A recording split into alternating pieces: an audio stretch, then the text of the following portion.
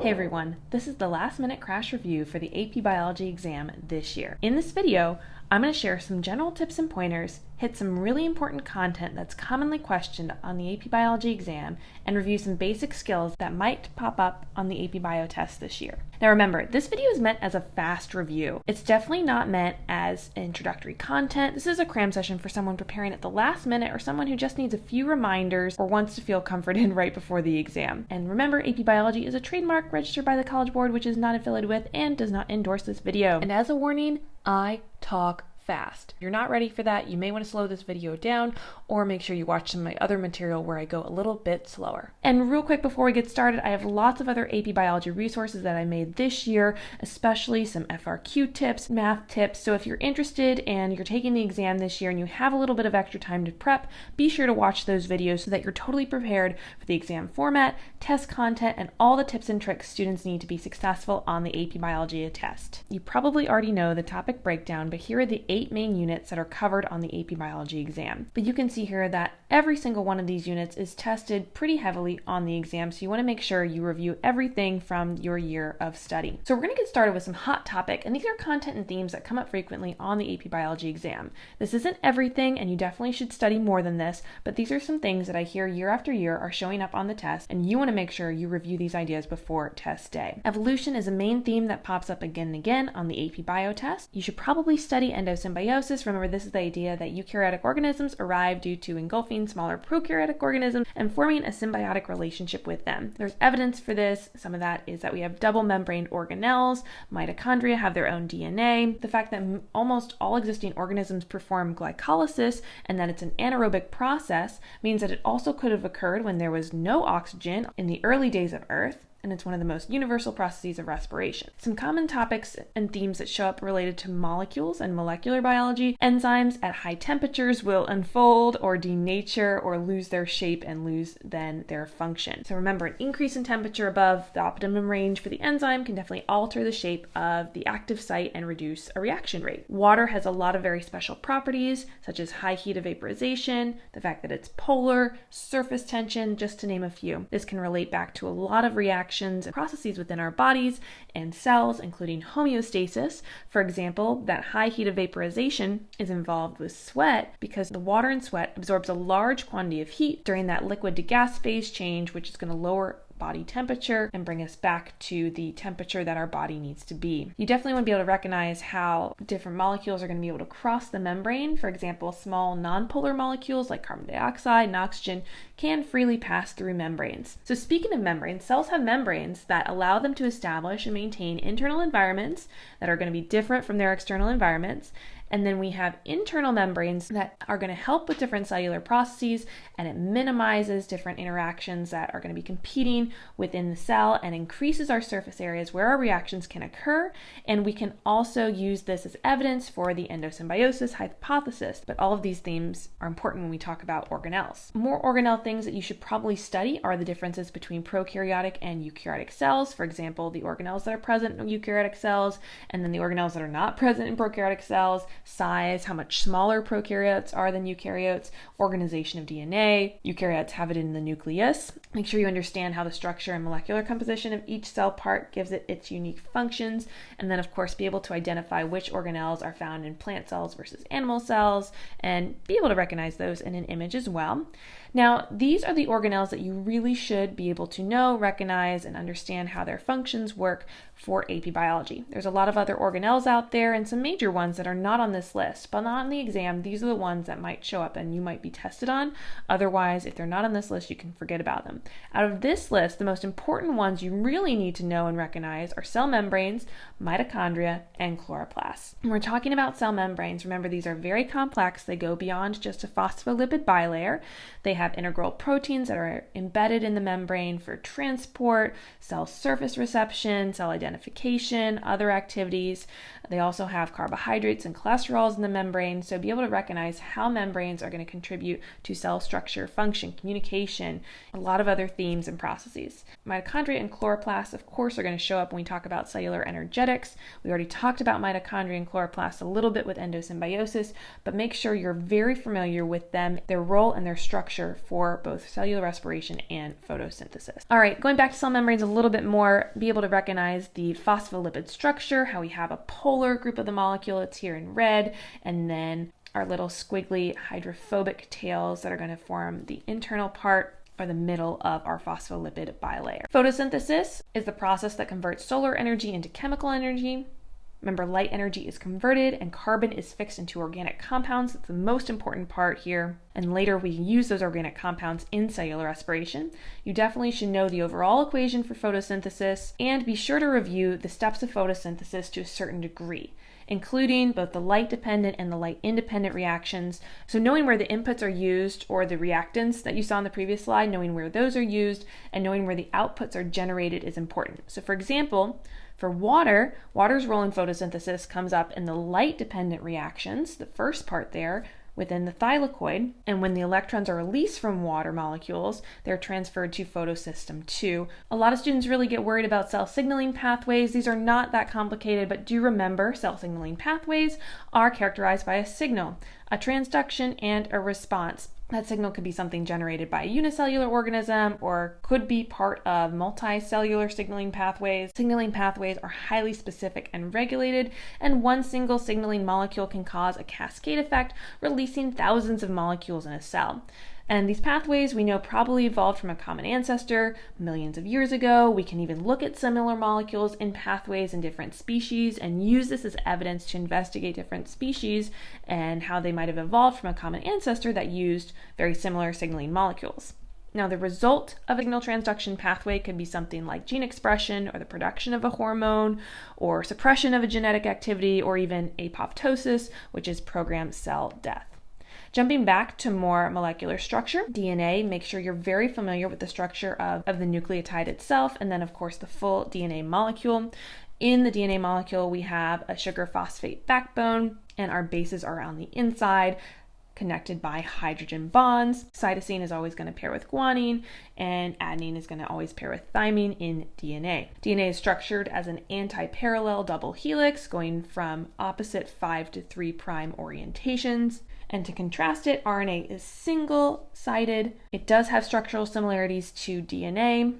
It still has a sugar, a phosphate group, our nitrogenous base, but RNA has uracil, DNA has thymine, DNA obviously is double-stranded, and DNA usually is just staying put in the nucleus in eukaryotic organisms, whereas RNA is going to leave the nucleus to perform the other steps of protein synthesis. Another hot topic is the cell cycle and checkpoints. There's a number of internal controls or checkpoints that are going to regulate progression through the cell cycle. You don't need to know specific cycle-independent kinase pairs or specific growth factors, but do know that if something is wrong or if there is an error detected within the cell cycle, typically the cell will commit apoptosis, again, programmed cell death, but errors in that cycle or errors in recognizing those steps could also lead to uncontrolled cell growth, disease like cancer, or we have uncontrolled cell division or unregulated cell division. Now, speaking of cell division and reproduction, mitosis is going to produce 2 genetically identical daughter cells. Make sure you review different types of reproduction.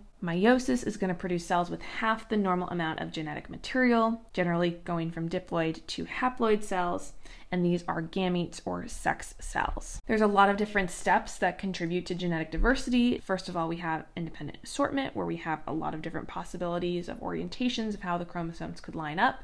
There's random fertilization, which again happens after, but we need to be able to create these haploids to be fertilized beforehand. And then during crossing over, we can have a bunch of different combinations of information. Familiarize yourself with errors or consequences if some steps in the process of meiosis go wrong. Make sure to review cell transport situations while water moves by osmosis from areas of high water potential to areas of low water potential. This is probably going to be recognizing where water would move within a certain situation is probably more likely to show up on the exam than an actual water potential problem. As far as genetics goes, inheritance patterns that might show up include single gene or monohybrid inheritance. Dihybrid inheritance is a possibility as well, where we're tracking 2 genes. sex-linked inheritance, where we have a trait. Generally, it's going to be an X-linked, sex-linked trait that we're tracking. And remember, males only need one copy of those in order to display the trait. Females need two if it's recessive. We can talk about genetically linked inheritance. These are when two genes are close together on chromosomes, so typically they're inherited together. And then inheritance of things like traits in mitochondrial DNA. Remember, your mitochondria is going to come from the egg or the ovum, and so that is going to be inherited from the mother. As far as the ecology and the environment, there's a lot of related topics that could show up on the exams. A very common one is environmental impacts on molecular functions or environmental impacts on gene expression. So recognize how certain genes can be turned on or off or have extra expression due to certain environmental factors. Environmental pressures can also strongly influence natural selection, so make sure you connect those ideas. And then, of course, population interactions like symbiotic relationships, predation, and lots of community ecology topics could show up here and there. So make sure you know how organisms can interact with each other and some of the typical symbiotic relationships that you might see, such as mutualism, parasitism, and commensalism. All right, we're getting into some general tips, and so these are things that I'm just going to go through very quickly to make sure you remember for the exam. Remember to write in complete sentences. You do have to write in sentence form, but you don't need to write full paragraphs. Make sure you avoid bullet points, lists, outlines, drawings. Don't waste too much time obsessing over perfect grammar and spelling. And points are not counted off for spelling errors as long as the graders can understand you. Don't waste your time restating the questions. Remember, the too long FRQs do have more points, so you want to try to answer those to the best of your ability. You do want to try to answer all of the FRQs, but the longer ones, there's more points opportunities on them. Make sure to review experimental design because you will be asked about that on at least one of the FRQs. And make sure to avoid lengthy explanations. Take out words like thus, just write in simple sentences that are straightforward and to the point. Avoid words like love, prove, because that's not a great word statistically to include, and any absolutes like always or never, and make sure to gut check your response just to see if it makes sense before you submit your answers. In experimental design, make sure you recognize how we measure dependent variables. Remember, these are the things that are measured and how we take our data in the experiment.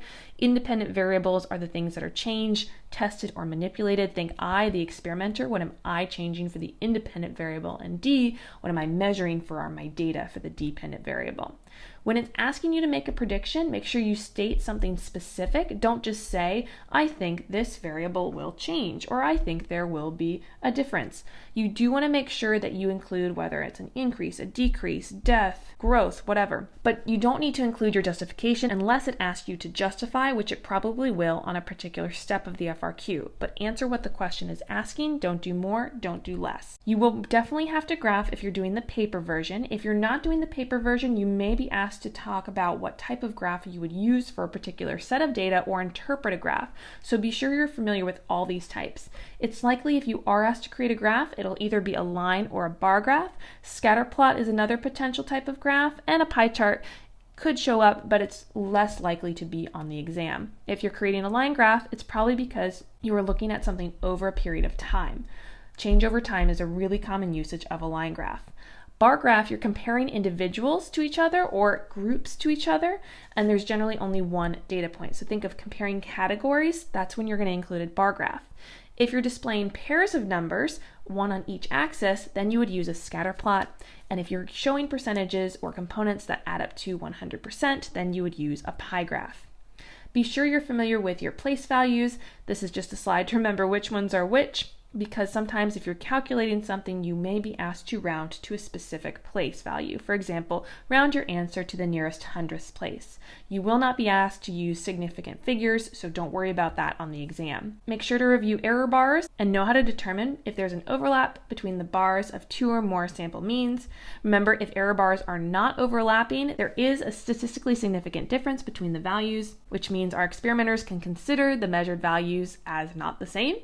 But if the error bars are overlapping at any point, then we can probably say there is not a statistically significant difference between the values and probably not a statistically significant difference in the data. So if we look at this graph here, rarely or never, and then more than weakly, these error bars do not overlap, but most of the other error bars do at some point. As far as the math, There are some equations on your formula sheet that you probably shouldn't waste too much time on because it's not likely they'll show up on the exam, and that's standard deviation, standard error of the mean, surface area equations, and pH equations.